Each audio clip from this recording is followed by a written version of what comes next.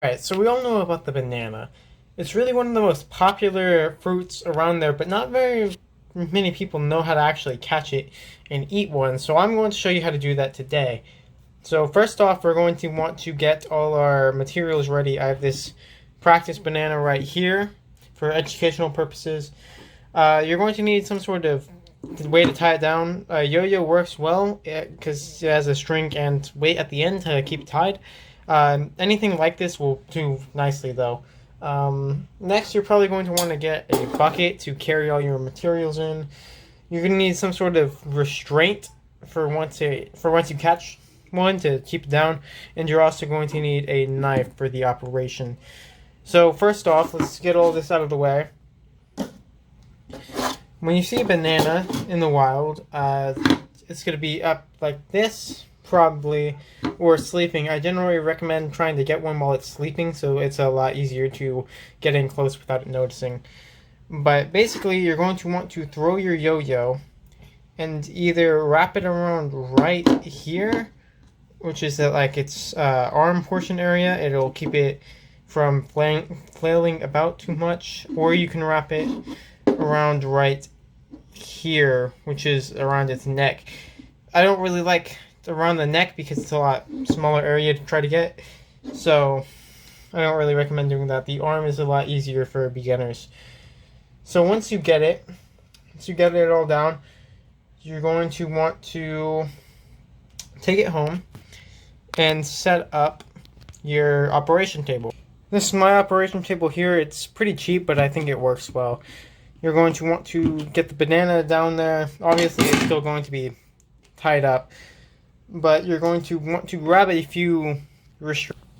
So in terms of restraint, I don't really use anything all that powerful. I just kind of have this, and it actually works really well because bananas aren't actually all that strong once they're down. So you're just going to want to put this on. Now the reason you only want one restraint is so that you can still move it up and down easily, but the banana doesn't actually really have the muscles that move in this direction, so you can just move it as you please. And this is really useful because you're going to be moving the banana a lot throughout all the operations. So now that the banana is restrained, you're going to want to go ahead and grab your surgical knife. Not surgical, but the knife you're going to use for the operation. Flip it out. And now you can just go ahead and start cutting through it. This middle area down there, you don't really want to cut up there, because once you cut up here, it'll be easier to remove the rest, because then you can use its neck to pull the rest of this flesh down. And if you cut down here, you won't have that advantage, and you'll have to cut through more of it. So you're just going to want to go, always cut away from you when you're doing this. So you're just going to want to small little cuts.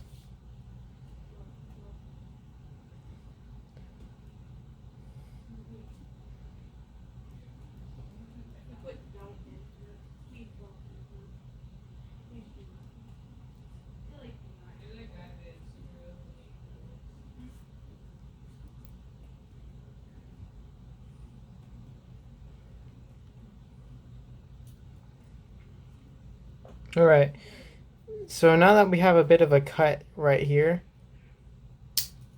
we're going to want to, you can take a look inside of it, make sure it's all nice. And once it's already started cutting, you can just rip up the rest of it pretty easily. It's much easier with both hands. So now it's cut open, and you can just peel the rest back with its head. Alright, that's all. Goodbye.